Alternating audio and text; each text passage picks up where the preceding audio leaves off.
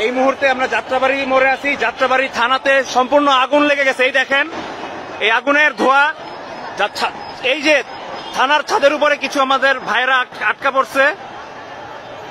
Fire service বা কোনো কিছু এখনো আসতে পারতেছে না। আল্লাহ, লা ইলাহা ইল্লা আনতা সুবহানাকা ইন্নী কুনতু মিনাজ জালিমিন।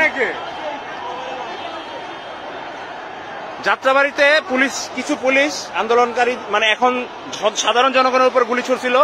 তার প্রতিবাদে সাধারণ জনগণ যাত্রাবাড়ি থানায় ঢুকে ভাঙচুর করছে এবং ওখানকার কিছু জিনিসপত্র নিয়ে আসছে দেখছি। যাত্রাবাড়ি থানার মোড়ের অবস্থা দেখেন, যাত্রাবাড়ি মোড় এটা। আর থানায় সম্পূর্ণ আগুন লেগে আছে, ছাদে কিছু মানুষ দাঁড়ায় আছে।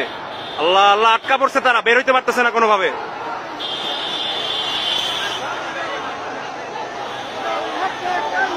এখন 5:15 বাজে। এখন এটাই ছিল সর্বশেষ আপডেট।